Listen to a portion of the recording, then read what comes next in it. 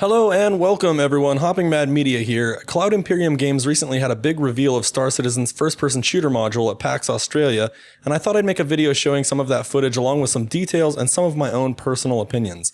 Now it should be stated that my personal opinions are all but worthless since I'm commenting on a module that's still months away from even an alpha release, and is likely to go through many changes before that and many changes after.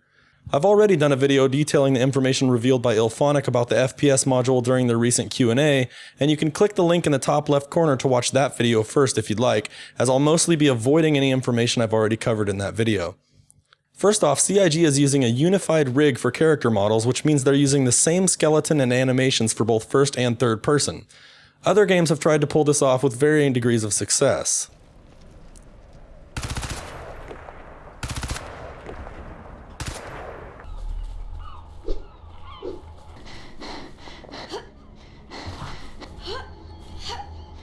For first person, most games just have a pair of floating arms attached below the camera and use a separate rig for first and third person, because the same animations that look right in first person generally look weird in third person and vice versa. It's quite difficult to get a single skeleton using a single set of animations looking correct in both perspectives, but if they can do it well, it will be great. Say you crouch to bandage yourself, reload, or drag a wounded body for instance, other players will see you in third person doing exactly what you see yourself doing in first person, and with the same level of detail and articulation in the character movements that you yourself see. You will see your character's breath on your helmet's visor as you run, and if you waste too much energy running around, you'll tire out and won't shoot as well or run as fast. The eyes are modeled separately from the head, and the idea is that the eyes will compensate for head bobbing, adjusting as you move around, ideally enabling you to continue to focus on a single point in the distance. The gun shoots exactly where the gun barrel is pointing rather than where the mouse is pointing, so you'll have horrible accuracy when shooting from the hip as compared to using iron sights. I personally feel that the helmet takes up a bit too much screen real estate, and I'm worried that if we get a field of view slider, like we should, we'll see even more of the helmet than we do here. I don't feel that there needs to be a weapon display on the HUD, as you can simply look down to see what weapon you're holding, although ammo count and type indicators would be good, perhaps located on the gun itself.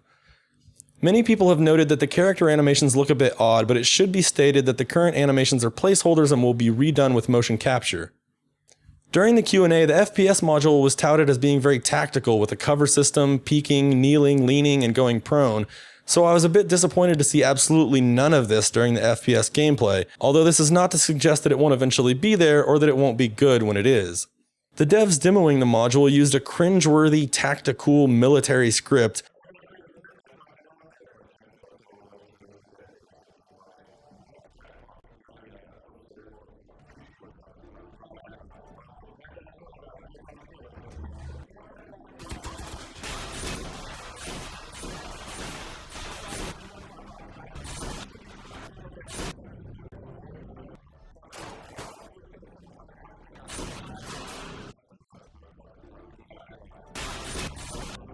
But it doesn't have any bearing on the potential of the FPS gameplay, so we'll do our best to ignore it.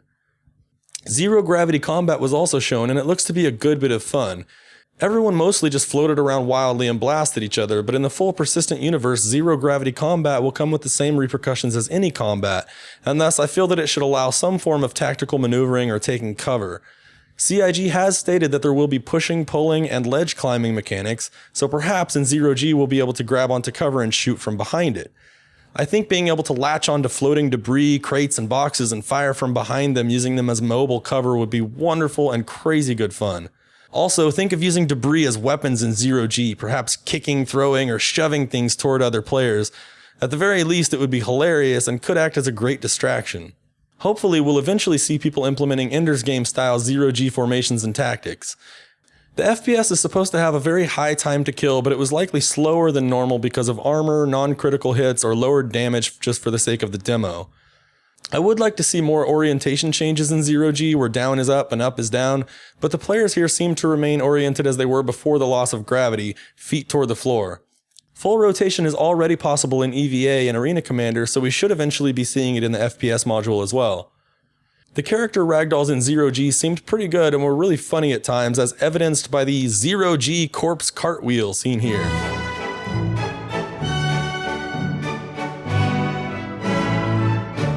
I would would like to see a little movement in zero-G from recoil when firing weapons, but in reality, the amount of force transferred from most weapons acting on a full 180 to 250 pound person with gear would be negligible. CIG has stated that in zero-G you will not be propelled from the force of firing most weapons. Most weapons, implying that there may be some very large caliber weapons that will indeed spin you around in zero-G while trying to fire them. I think this could make for some good times. As I said at the start of the video, there's really no point in worrying about issues for a module that's still months away from initial release, and these concerns are based on a very small slice of a module that's very far from complete. The FPS module was promised as one of the stretch goals, so many of us expected it to just be sort of tacked on to the rest of the game, but what we're seeing here is that it's actually going to be a pretty fully developed, entertaining game mode in and of itself. And so, despite a few minor concerns, first of all, this isn't even in an alpha release state yet. It's going to be changed a lot. And I think already we're seeing that it's going to exceed the expectations of most who thought that it was just going to sort of be a tacked on gimmick.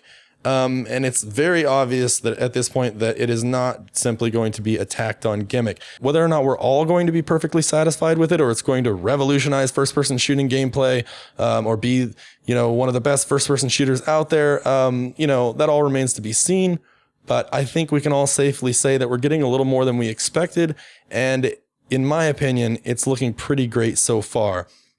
So don't mind my initial concerns too much. And thanks for watching, everybody. I hope you enjoyed this, and I'll see you next time. Bye.